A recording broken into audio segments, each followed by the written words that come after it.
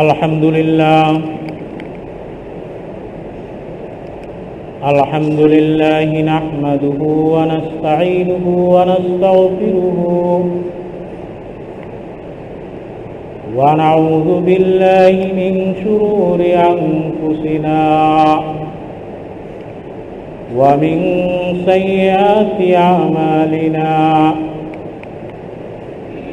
من يهده الله فلا مضل له ومن يضلله فلا هادي له ونشهد أن سيدنا وسندنا وقدوتنا وإمامنا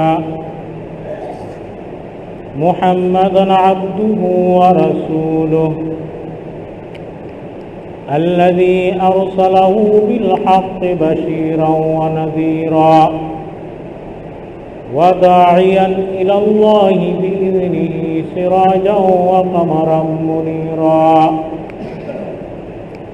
أما بعد فأعوذ بالله من الشيطان الرجيم يا أيها الذين آمنوا اتقوا الله حق تقاته ولا تموتن إلا وأنتم مسلمون وعن عبد الله بن عمر رضي الله تعالى عنه قال قال رسول الله صلى الله عليه وسلم بني الإسلام على 5 شهادة أن لا إله إلا الله وأن محمدا رسول الله وإقام الصلاة وإيتاء الزكاة وصوم رمضان وحج البيت إن استطاع إليه سبيلا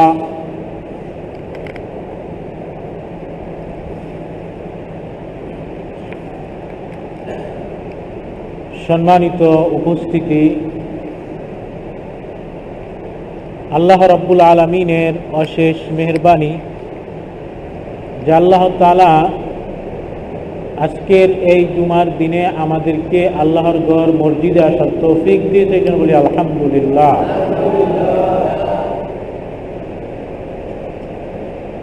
আল্লাহ রাব্বুল আলামিনের অসংখ্য নিয়ামত আমরা ভোগ করে থাকি। আল্লাহ তাআলা বলেন ইন তাউদ্দু নি'মাতাল্লাহ,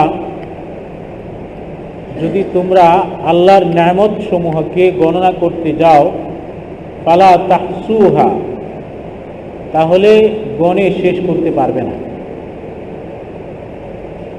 এজন্য দুনিয়াতে সবচেয়ে বড় নিয়ামত হলো ঈমান এবং আমলে সালেহ। আল্লাহ তাআলা যাদেরকে ঈমানের দৌলত দিয়েছেন, যাদেরকে আল্লাহ তাআলা নেক আমল করার তৌফিক দিয়েছেন, তো এর চাইতে বড় কোনো নিয়ামত দুনিয়াতে আর হইতে পারে না। এই জন্য সবসময় এই কথার শুকরিয়া আদায় করা যে আল্লাহ তাআলা আমাদেরকে ঈমান দিয়েছেন, আমাদেরকে মুসলমান বানাইছেন। এই জন্য বলি আলহামদুলিল্লাহ।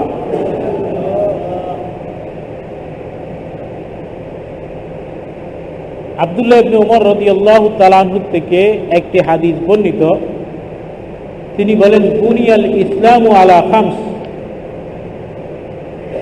ইসলামের ভিত্তি হলো 5টি জিনিসের উপরে। ইসলামের বুনিয়াদ হলো 5টি জিনিসের উপরে। 1 নম্বরে কি? শাহাদাতি আল্লাহ ইলাহা ইল্লাল্লাহ ওয়া আন্না মুহাম্মাদুর রাসূলুল্লাহ। 1 নম্বর হলো এই কথার সাক্ষী দেওয়া আল্লাহ ছাড়া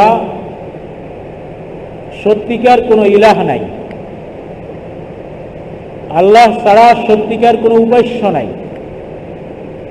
উপাস্য অনেক আছে, কেউ মূর্তির পূজা করে, কেউ দেবদেবীর পূজা করে, কেউ আগুনের পূজা করে, কেউ গাছের পূজা করে, কেউ চন্দ্রের পূজা করে, কেউ সূর্যের পূজা করে।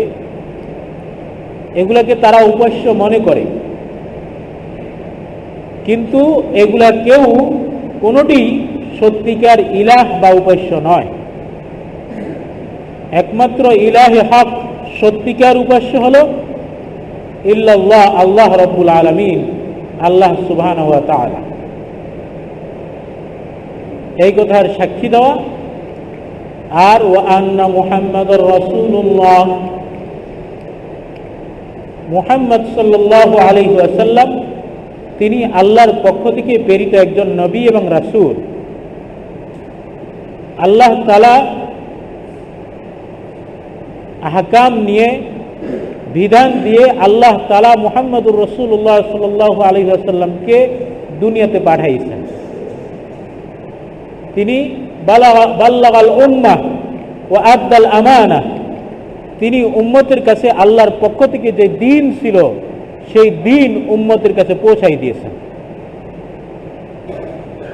ওয়া আদ্দাল আমানা, তার উপরে আল্লাহর পক্ষ থেকে যে দায়িত্ব ছিল, আমানত ছিল, সেই আমানতটা তিনি মানুষের কাছে পৌঁছাই দিয়েছেন। রাসূলুল্লাহ সাল্লাল্লাহু আলাইহি ওয়াসাল্লাম বিদায়ী হজের মধ্যে একটি ভাষণ দিয়েছিলেন। সেই ভাষণের মধ্যে আল্লাহ রাসূল সাল্লাল্লাহু আলাইহি ওয়াসাল্লাম বলেছেন, ইন্না আমওয়ালাকুম ওয়া দিমাআকুম, তোমাদের সম্পদ এবং তোমাদের রক্ত, তোমাদের জান এরকম নিরাপদ কিরকম কাহুরমতি ইয়াউমিকুম হাযা ওয়া বালাদিকুম হাযা। বলতেছে রাসূলুল্লাহ সাল্লাল্লাহু আলাইহি ওয়াসাল্লাম যে আজকের এই দিনটা যেরকম ভাবে নিরাপদ, এইখানে কোনো মারামারি কাটাকাটি নাই, কোনো প্রকার হানাহানি নাই, সকলেই ভাই, সকলে এক সুতায় গাঁথা অবস্থায় একত্রিত হয়েছ, এরকম তোমাদের মাল, তোমাদের জানকে আল্লাহ তাআলা কিয়ামত অবধি, কিয়ামত পর্যন্তের জন্য এরকম হারাম করে দিয়েছেন যে কেউ কারো মাল লুণ্ঠন করতে পারবে না, কেউ কাউকে হত্যা করতে পারবে না, কেউ কারো ইজ্জতকে নষ্ট করতে পারবে না। রাসূলুল্লাহ সাল্লাল্লাহু আলাইহি ওয়াসাল্লাম বলেছেন। এরপর আল্লাহ রাসূল সাল্লাল্লাহু আলাইহি ওয়াসাল্লাম বলেন যে হাল বাল্লাগতুকুম, আমি কি তোমাদের কাছে আল্লাহর পক্ষ থেকে যে আমানতদারি, আল্লাহর পক্ষ থেকে যে দ্বীন আমাকে দিয়েছিল সেটাকে আমি তোমাদের কাছে পৌঁছাইছি? ক্বালু বালা, বলেন সাহাবাই কিরাম সকলেই এক বাক্যে বলেছিল, হ্যাঁ আপনি আমাদের কাছে দ্বীনকে পৌঁছাই দিয়েছেন। আল্লাহর পক্ষ থেকে যে আমানত আপনার উপরে অর্পিত ছিল সেই আমানত আপনি পৌঁছে দিয়েছেন। এরপর রাসূলুল্লাহ সাল্লাল্লাহু আলাইহি ওয়াসাল্লাম বললেন, ফালিয়ুবাল্লিগিশ শাহিদাল গায়েব, যে তোমাদের ভিতরে যারা উপস্থিত, যারা কিয়ামত পর্যন্ত অনুপস্থিত লোক থাকবে তাদের কাছে যেন সেটা পৌঁছাই দেয়। আল্লাহ রাব্বুল আলামিন আল্লাহ রাসূল সাল্লাল্লাহু আলাইহি ওয়াসাল্লামকে দুনিয়াতে পাঠাইছেন আল্লাহর পক্ষ থেকে যে দ্বীন, আল্লাহর পক্ষ থেকে যে ইসলাম আসছে সেটি যেন মানুষের কাছে পৌঁছাই দেয়। এ হলো ইসলামের একটি স্তম্ভ, যে আপনি এই কথার সাক্ষী দিবেন আল্লাহ ছাড়া সত্যিকার কোনো ইলাহ নাই, মুহাম্মাদুর রাসূলুল্লাহ সাল্লাল্লাহু আলাইহি ওয়াসাল্লাম তিনি আল্লাহর রাসূল। দ্বিতীয় হলো ওয়া ইকামিস সালাত, সালাত কায়েম করা। 3 নম্বর হলো ওয়া ইতাইজ যাকাত, সম্পদের যাকাত পরিশোধ করা। 4 নম্বর হলো ওয়া সাওমি রমাদান, রমজান মাসে রোজা রাখা। 5 নম্বর হলো ওয়া হাজ্জিল বাইত ইন ইসতাতা ইলাইহি সাবিলা, এবং বাইতুল্লাহর হজ করা, যদি কোনো ব্যক্তি বাইতুল্লাহর হজ করার উপরে ক্ষমতাবান থাকে, তার যদি নাকি সামর্থ্য থাকে, তাহলে বাইতুল্লাহর হজ করা। এই 5টি হলো ইসলামের স্তম্ভ। ঈমানের পর সবচাইতে গুরুত্বপূর্ণ ইসলামের খুঁটি, সেটা হলো সালাত, নামাজ।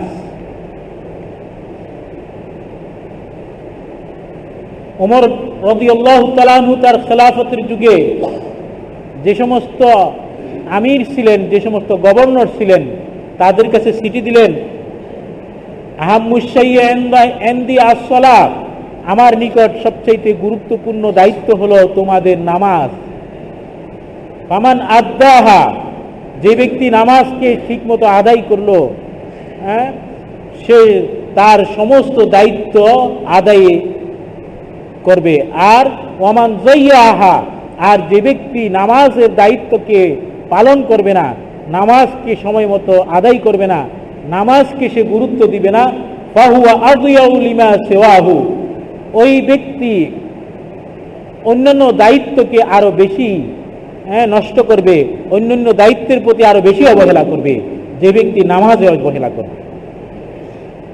এই জন্য ওমর রাদিয়াল্লাহু তাআলা আনহু চিঠি লিখলেন যে আহাম্মু শাইই ইনদি আস-সালাহ। রাসূলুল্লাহ সাল্লাল্লাহু আলাইহি ওয়াসাল্লাম বলেন, মান তাওয়াজ্জা ফা আহসানাল ওযু, যে ব্যক্তি ওযু করলো এবং সুন্দরভাবে ওযু করলো। সুন্দরভাবে ওযু করা, সুন্দরভাবে ওযু করলে আল্লাহ রাব্বুল আলামিন একজন মুমিন যখন ওযু করে তার ওযুর দ্বারাই সমস্ত গুনাহগুলিকে মাফ করে দেন। এক হাদিসের ভিতরে এসেছে, মান তাওয়াজ্জা ফাগাসালা ওয়াজহাহু, যে ব্যক্তি ওযু করলো, ওযু করার পর সে চেহারা ধুইলো, খারাজাত মিন খাতায়াহু, সেই ব্যক্তি তার চেহারার দ্বারায়, চোখের দ্বারায় যে সমস্ত গুনাহগুলি করেছিল তার ওযুর দ্বারায় তার চোখের গুনাহগুলি আল্লাহ তাআলা মাফ করে দেবেন। আপনি যখন চোখের দ্বারায়, আপনি যখন চোখে গুনাহ করেন, যেরকম ভাবে আপনি খারাপ কিছুর দিকে দেখলেন, আপনি কোনো খারাপ না অবৈধভাবে কোনো নারীর দিকে দেখলেন, এটা হলো আপনার চোখের গুনাহ। অপর একটি হাদিসের ভিতরে এসেছে, যখন কোনো ব্যক্তি ওযু করবে, পামাজ মাজা, সেই ব্যক্তি নাকে পানি দিল, ওয়াস্তান শাকা, এবং কুলি করলো, আল্লাহ রাব্বুল আলামিন তার নাক থেকে গুনাহগুলিকে ঝরাই দেন এবং মুখের কুলির সাথে আল্লাহ তাআলা তার মুখের গুনাহগুলিকে ঝরাই দেন। এরপরে যখন কোনো ব্যক্তি ওযু করলো, সে ব্যক্তি তার হাত ধুইল, ফাগাসালা ইয়াদাহু, যে ব্যক্তি হাত ধুলো, খারাজাত খাতায়াত কুল্লাতি বাতাসাতুল ইয়াদ, যেই সমস্ত গুনাহগুলি তার হাত স্পর্শ করেছিল, হাতের দ্বারা যে সমস্ত গুনাহগুলিকে সে কামাই করেছিল, আল্লাহ রাব্বুল আলামিন হাত ধোয়ার সাথে সাথে, হাতের থেকে পানি ঝরার সাথে সাথে আল্লাহ তাআলা তার হাতের গুনাহগুলিকে ঝরাই দিয়ে দেন। এরপরে হাদিসের ভিতরে বলতেছে যে যখন ফাগাসালা রিজলাহ, যদি কোনো একজন ব্যক্তি ওযুর সময় তার পা গুলিকে ধুইল, তো পায়ের দ্বারা যে সমস্ত গুনাহগুলি হয়ে থাকে আল্লাহ তাআলা তার পায়ের গুনাহগুলিকে মাফ করে দেন। এরপরে কি, হাত্তা খারাজা নাকিয়াম মিনাজ যুনুব, রাসূলুল্লাহ সাল্লাল্লাহু আলাইহি ওয়াসাল্লাম বলতেছেন, ওই ব্যক্তি এরকম ভাবে পবিত্র হবেন যেরকম ভাবে একদম পুত পবিত্র সাদা ধবধবে কাপড়ের মতো পবিত্র হয়ে যাবেন। ওয়াফি রাওয়ায়াতিন লিল মুসলিম খারাজাত কায়াউমিন ওয়ালাদাতহু উম্মু, ইমাম মুসলিম রাহমাতুল্লাহ আলাইহি একটি রওয়ায়াত বর্ণনা করেন, ওই ব্যক্তি গুনাহের থেকে এরকম পবিত্র হয়ে বের হবে যেন তার মা তাকে আজকে যেরকম ভাবে নিষ্পাপ অবস্থায় ভূমিষ্ঠ করেছেন, তার কোনো গুনাহ নেই, একমাত্র ওযু করার দ্বারাই আল্লাহ তাআলা তাকে গুনাহের থেকে এরকম পবিত্র করে দিলেন।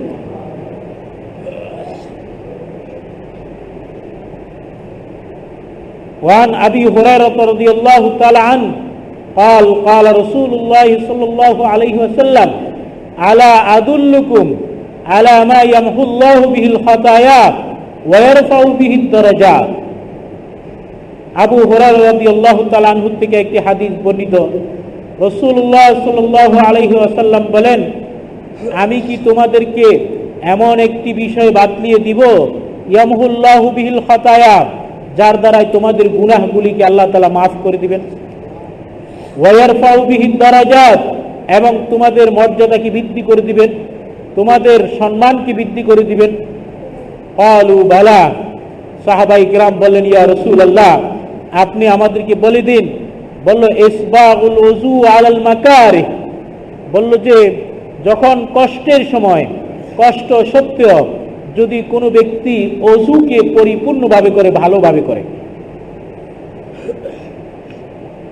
অজু অনেক সময় শীতের সময় বিশেষ করে অজু করতে অনেক কষ্ট হয়, কিন্তু যদি এই কষ্টের সময় আপনি যদি নাকি ভালোভাবে অজু করেন, ইসবাগুল অজু আলাল মাকারিহ, রাসূলুল্লাহ সাল্লাল্লাহু আলাইহি ওয়াসাল্লাম বলেছেন এর দ্বারায় আপনার মর্যাদাকে আল্লাহ তাআলা বাড়াই দিবেন।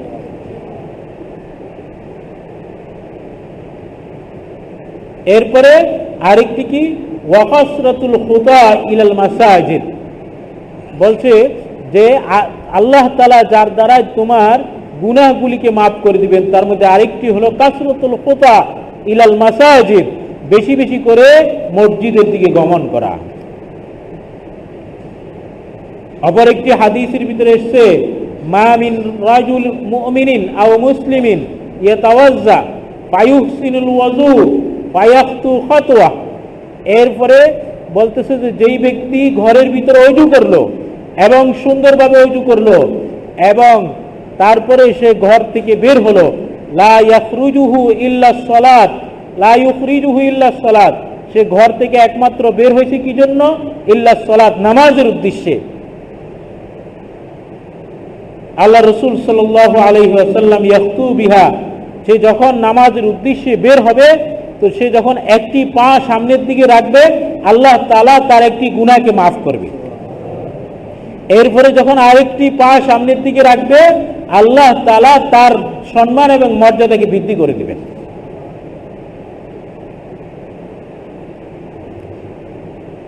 যখন বলতেছে কাসরাতুল খুতা ইলাল মাসাজিদ, বেশি বেশি করে মসজিদের দিকে গমন করা, এই হলো দ্বিতীয় জিনিস। আল্লাহ তাআলা যে ব্যক্তি বেশি বেশি করে মসজিদের দিকে যাতায়াত করতে থাকে নামাজের উদ্দেশ্যে, আল্লাহ তাআলা দুনিয়াতে তার সম্মানকে বাড়াই দিবেন এবং তার গুনাহগুলিকে আল্লাহ তাআলা মাফ করে দিবেন। এরপরে আরেকটি হলো আমল হলো ইন্তিজারুস সালাত মিনাস সালাত, বলছে যে যখন একজন ব্যক্তি মসজিদে এসে এরকম নামাজের অপেক্ষায় বসে থাকে, হাদিস শরীফের ভিতরে আসছে ইন্তিজারুস সালাত মিনাস সালাত, যে ব্যক্তি নামাজের অপেক্ষায় বসে থাকলো ওই ব্যক্তি যেন নামাজের মধ্যে থাকলো। নামাজের মধ্যে দাঁড়াইলে যেরকম ভাবে সওয়াব পেতে থাকবে, যতক্ষণ পর্যন্ত মসজিদে নামাজের জন্য অপেক্ষা করতে থাকবে আল্লাহ তাআলা তাকে নামাজের সওয়াব দান করতে থাকবেন।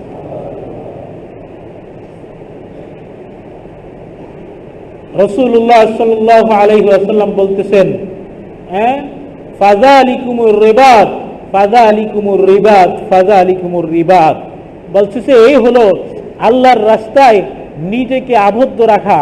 অর্থাৎ আল্লাহর রাস্তায় যেরকম ভাবে মানুষ যখন যুদ্ধের ময়দানে যুদ্ধ যখন থাকে, দেশের ভিতরে জিহাদের যখন অবস্থা থাকে, তো সাহাবাই কেরাম সার্বক্ষণিকভাবে জিহাদের ময়দানে থাকে, জিহাদের জন্য প্রস্তুত থাকে। তো যেই ব্যক্তি এরকম তিনটি আমল করবে, ইসবাগুল ওযু আলাল মাকারে, কষ্ট সত্ত্বেও ওযু পরিপূর্ণভাবে করবে, আর কাসরাতুল খুতা ইলাল মাসাজিদ, মসজিদের দিকে যাতায়াত করবে বেশি বেশি করে, এরপরে ইন্তিজারুস সালাত মিনাস সালাহ, এরকম একটি নামাজের পর আরেকটি নামাজের অপেক্ষায় থাকবে, তো আল্লাহ তাআলা তাকে এরকম জিহাদের ময়দানে অংশগ্রহণ করার সওয়াব দান করে দেবেন।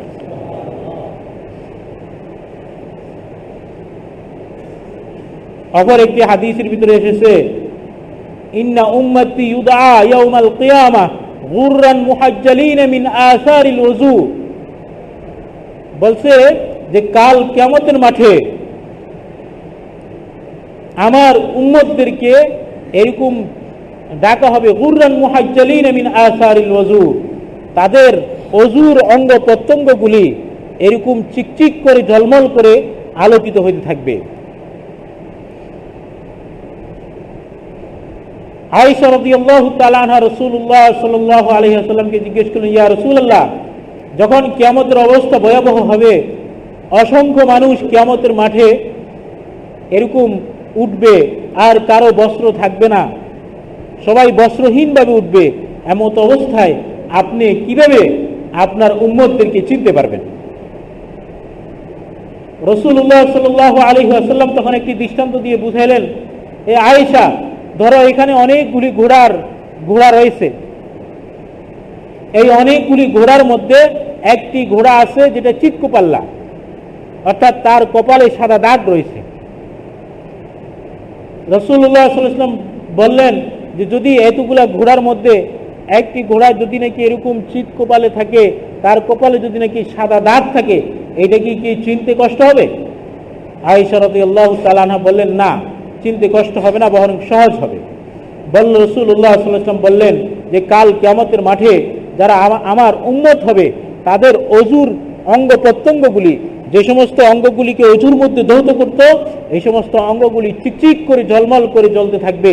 আর আমি আমার উম্মতদেরকে এই আসারুল অজুর অঙ্গ প্রত্যঙ্গ এবং নিদর্শন দিয়ে ডেকে ডেকে বাছাই করে নেব। এই জন্য সম্মানিত উপস্থিতি, অজু এটি একটি গুরুত্বপূর্ণ আমল। অজু অত্যন্ত গুরুত্বপূর্ণ আমল।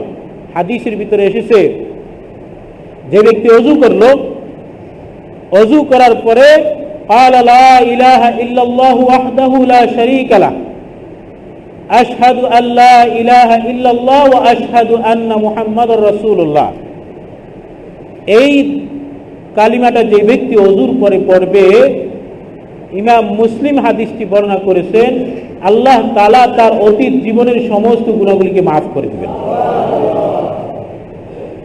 এরপরে ইমাম তিরমিজি riwayতের ভিতরে একটি কথা পাঠাইছেন, বলছেন যে আল্লাহুম্মা জাআলনি মিনাত তাওয়াবিন ওয়া জাআলনি মিনাল মুতাতাহহিরিন। এই কালিমায়ে শাহাদাত পড়ার পর এই দোয়াটি পড়বে, আল্লাহুম্মা জাআলনি মিনাত তাওয়াবিন ওয়া জাআলনি মিনাল মুতাতাহহিরিন। যে ওযু করার পর কালিমায়ে শাহাদাত পড়বে, এরপরে আল্লাহুম্মা জাআলনি মিনাত তাওয়াবিন ওয়া জাআলনি মিনাল মুতাতাহহিরিন।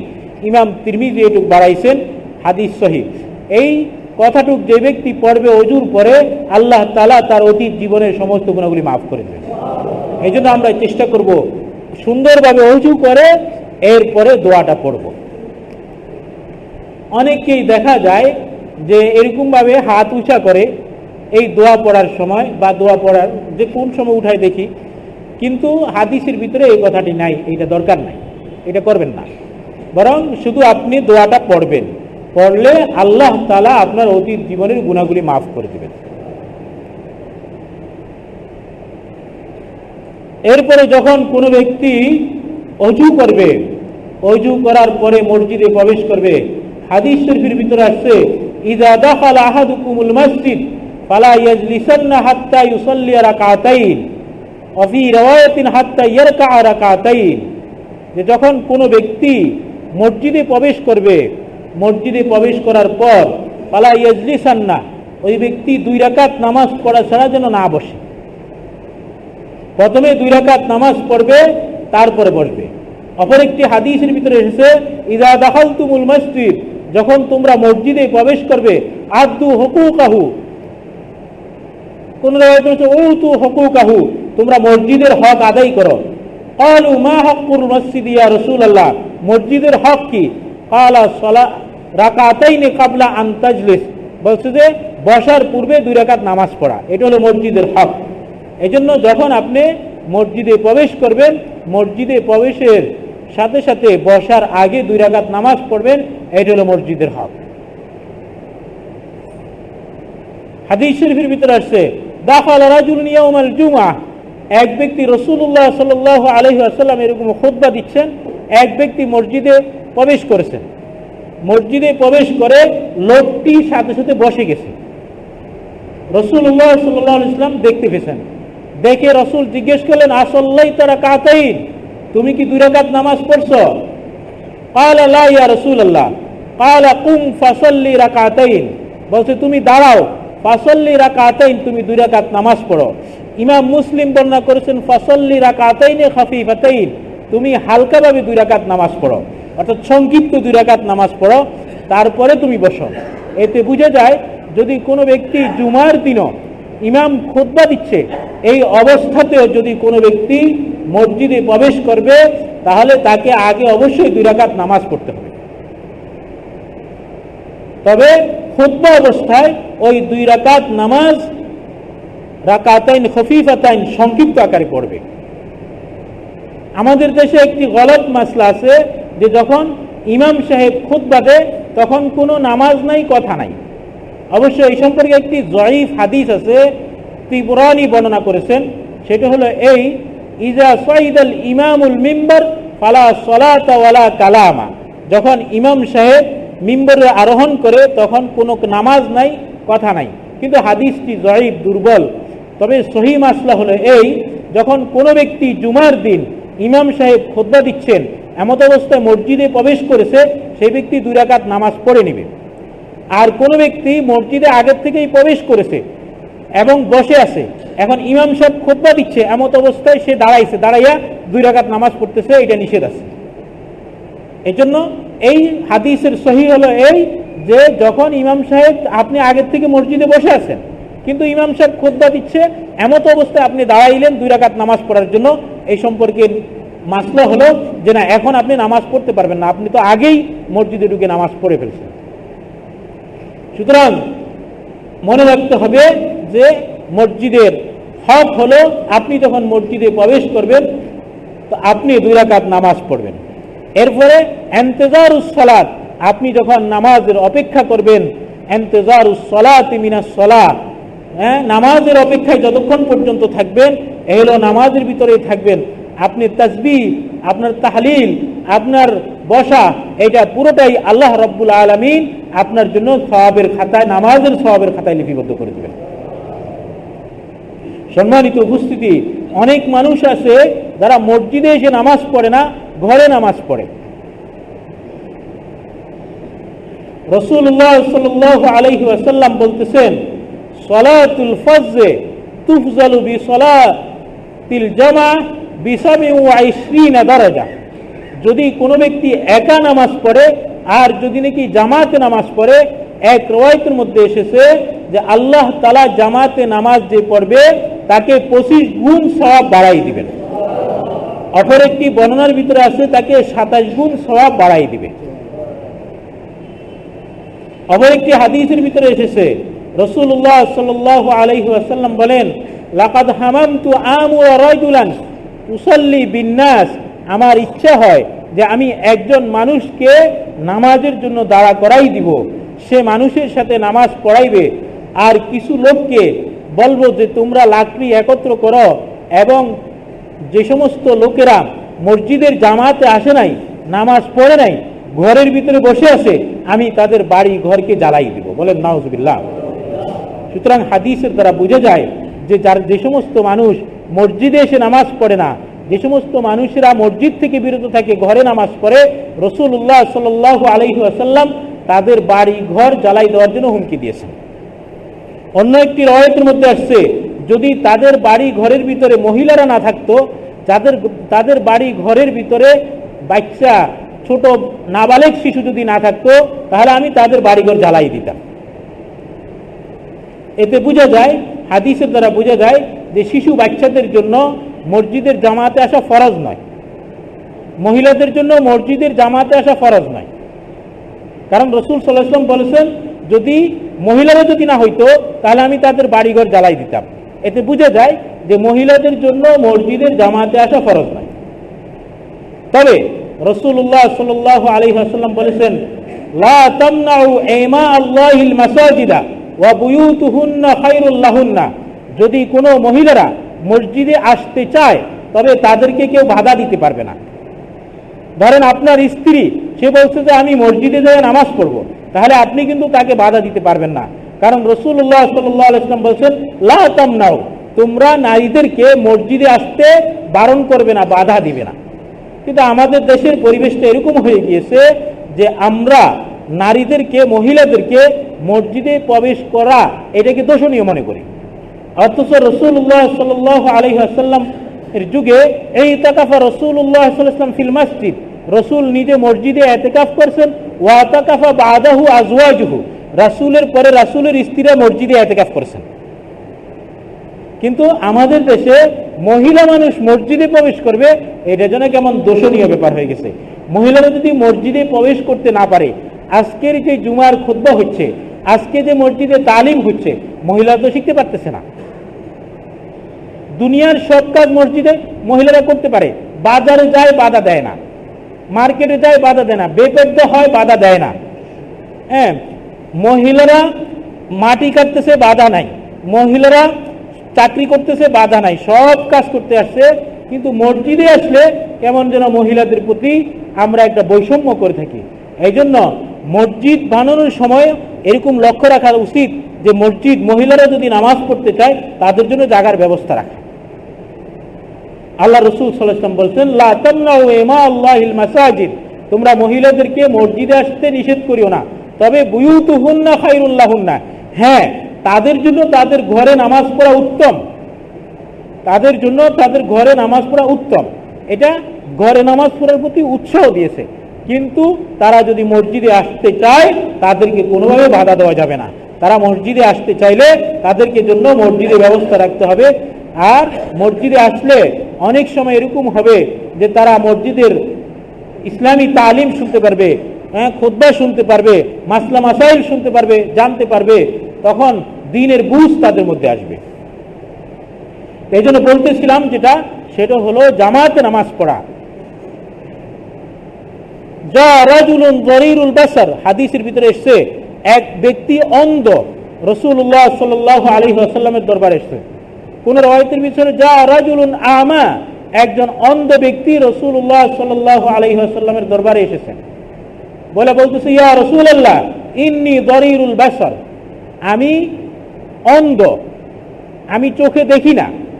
ওয়ালাইসা লি কাঈদুন লা ইউলাইমুহু, আমার এমন কোন লোক নাই যে আমাকে ধরে ধরে মসজিদে এনে উপস্থিত করতে পারে। ফাহাল তাআযানু লি আন নুসাল্লিয়া ফিল বাইত, আপনি কি আমাকে অনুমতি দেন আমি ঘরে নামাজ পড়ি? রাসূলুল্লাহ সাল্লাল্লাহু আলাইহি ওয়াসাল্লাম প্রথমে বললেন যে না, আমি তোমাকে অনুমতি দেই যে তুমি ঘরে নামাজ পড়ো। ফালাম্মা ওয়াল্লার রাজুল, যখন লোকটি বাড়িতে চলে যাইতেছে, ফাদাআহু, রাসূলুল্লাহ সাল্লাল্লাহু আলাইহি ওয়াসাল্লাম তাকে ডাকলেন, ডেকে বলেন, হাল তাসমাউন নিদা, তুমি কি আযান শুনো? ক্বালা বালা, আমি তো হ্যাঁ আযান শুনি। ক্বালা, রাসূলুল্লাহ সাল্লাল্লাহু আলাইহি ওয়াসাল্লাম বলল, না, তুমি ঘরে নামাজ পড়ার অনুমতি নাই, তোমাকেও মসজিদে এসে নামাজ পড়তে হবে। তাহলে একজন অন্ধ মানুষ, ওই অন্ধ মানুষটাকেও আল্লাহ রসুল সাল্লাল্লাহু আলাইহি ওয়াসাল্লাম নামাজ পড়ার জন্য ঘরের ভিতরে এসে মসজিদের ভিতরে এসে নামাজ পড়তে নির্দেশ দিলেন, ঘরের ভিতরে নামাজ পড়ার জন্য অনুমতি দেন নাই। এজন্য আমাদেরকে চেষ্টা করতে হবে যে 5 ওয়াক্ত নামাজ যাতে আমরা জামাতের সাথে পড়তে পারি। অনেকেই দেখা যায় যে ঠিক আছে যোহর, আসর, মাগরিব, এশা নামাজ মসজিদে এসে পড়ে, কিন্তু ফজরের নামাজে নাই। এটা কিন্তু মুনাফিকের আলামত। কারণ হাদিসের ভিতরে আছে, ইন্না আসকালা সালাতিন আলাল মুনাফিকিন, মুনাফিকের উপরে 2 ওয়াক্ত নামাজ এইটা সবচেয়ে কঠিন। সালাতুল ইশা ওয়া সালাতুল সুবহ, একটা হলো ইশার নামাজ আর একটা হলো ফজরের নামাজ। এই মুনাফিকরা এরা ইশার নামাজ আর ফজরের নামাজ মসজিদে এসে পড়ে না। 2টি কারণ। মুনাফিকরা কেন পড়তো না? রাসূলুল্লাহ সাল্লাল্লাহু আলাইহি ওয়াসাল্লামের যুগে একমাত্র কাফের ছাড়া কেউ মসজিদে আসবে না এরকম সাহস পাইতো না, মুনাফিকরা মসজিদে আসতো। তো ইশারের নামাজ এরা মসজিদে আসতো না। কেন আসতো না? ওরা চিন্তা করতো ইশার নামাজ তো অন্ধকারের মধ্যে পড়া হয়। এই কারণে তারা চিন্তা করতো যে আমরা যদি ইশার নামাজে নাও যাই তা আমাদেরকে দেখবে না, এই জন্য তারা ইশার নামাজে আসতো না। আর ফজর নামাজে কেন আসতো না? রাসূলুল্লাহ সাল্লাল্লাহু আলাইহি ওয়াসাল্লামের যুগে ফজরের নামাজও অন্ধকারের ভিতরে পড়তো, অন্ধকার থাকতে পড়তেন। এই জন্য রাসূলুল্লাহ সাল্লাল্লাহু আলাইহি ওয়াসাল্লামের যুগে যেহেতু অন্ধকার পড়তো, মুনাফিকরা মনে করতো যে আমাদেরকে দেখবে না, এই জন্য তারা ওই ফজর নামাজ এবং এশার নামাজে আসতোই না। সুতরাং মুনাফিকের আলামত হলো এরা ফজর এবং এশার নামাজটি জামাতে পড়তো না। এখন বর্তমানে দেখা যায় যে আমাদের মধ্যেও এই ব্যাধিটা, বিশেষ করে ফজর নামাজে আমাদের অনুপস্থিতি দেখা যায়। ফজর নামাজ আমরা জামাতের ভিতরে পড়ি না। বড় বড় বিল্ডিং বানাইছেন, আরামসে ঘুমাইতেছেন, আর ফজর নামাজে খবর নাই, আরামে ঘুমাইতেছে, ফজর নামাজে খবর নাই। এমনি কিন্তু নামাজ পড়তেছে, বস কিন্তু এক ওয়াক্ত নামাজ যে আপনি জামাতে পড়লেন না, আপনার কি ক্ষতি হলো? আপনার সারা যত নফল নামাজে পড়েন না কেন, আপনি জামাতে যদি নামাজ পড়তে না পারেন। এই জন্য মুনাফিকদের হলো যে এরা 2 ওয়াক্ত নামাজ, অর্থাৎ এশারের নামাজ আর ফজর নামাজ। এই জন্য হাদিসের ভিতরে এসেছে মান সাল্লাল ইশা মাল জামা, যে ব্যক্তি এশার নামাজ জামাতে পড়লো ফাকান্নামা কামা নিসফাল লাইল, ওই ব্যক্তি যেন অর্ধেক রাত পর্যন্ত ইবাদত করার সব আল্লাহ তাআলা তাকে দান করবে। আর ওয়ামান সাল্লাল সুবহা, যে ব্যক্তি ফজরের নামাজ মসজিদে এসে পড়লো জামাতের সাথে, ওই ব্যক্তি আরো অর্ধেক রাত্র জাগ্রত থেকে ইবাদত করলে যে সওয়াব, আল্লাহ তাআলা তাকে সেই সওয়াব দিয়ে দিবেন। সুতরাং যদি কোনো ব্যক্তি, হাদিসের দ্বারা বুঝে গেছে যে যদি কোনো ব্যক্তি এশারের নামাজ এবং ফজরের নামাজ জামাতের সাথে আদায় করে, আল্লাহ তাআলা তাকে পুরো রাত জাগ্রত থেকে ইবাদত করলে যে সওয়াব, আল্লাহ তাআলা তাকে সেই সওয়াব দান করবে। এই জন্য আমরা যারা নামাজ পড়ি, আলহামদুলিল্লাহ চেষ্টা করব এশা এবং ফজরের নামাজ কি করতে, জামাতের সাথে পড়তে ইনশাআল্লাহ চেষ্টা করবো। তো ইনশাআল্লাহ যত বড় অন্ধকার হোক, যত হোক, হাদিসের ভিতরে আছে বাশশিরিল মাশাঈন বিন-নূরি তাম্মি ইয়াউমাল কিয়ামা, বলতেছে বাশশিরিল মাশাঈন ফিজ-যুলম, অন্ধকারের মধ্যে যে ব্যক্তি মসজিদের দিকে আসে, অন্ধকারের ভিতরে যে ব্যক্তি মসজিদে জামাতে নামাজ পড়তে আসে, আল্লাহ রাসূল সাল্লাল্লাহু আলাইহি ওয়াসাল্লাম তাকে তোমরা কিয়ামতের দিন পরিপূর্ণ নূরের সুসংবাদ দান করো। আপনি যে অন্ধকারের ভিতরে মসজিদের নামাজে আসলেন, আল্লাহ তাআলা আপনাকে কাল কিয়ামতের মাঠে পরিপূর্ণ নূর দান করবে। এই জন্য ভাই, আমাদের সবচাইতে গুরুত্বপূর্ণ ইবাদত হলো আমাদের সালাত, নামাজ। এই জন্য আমরা চেষ্টা করব এই নামাজ যাতে আমি জামাতের সাথে পড়তে পারি, নামাজ যাতে আমার থেকে জামাত যেন না ছুটে। আল্লাহ তাআলা আমাদেরকে নামাজ, 5 ওয়াক্ত নামাজ জামাতের সাথে পড়ার তৌফিক দান করুন। যারা সুন্নত পড়েন সুন্নত পড়েন।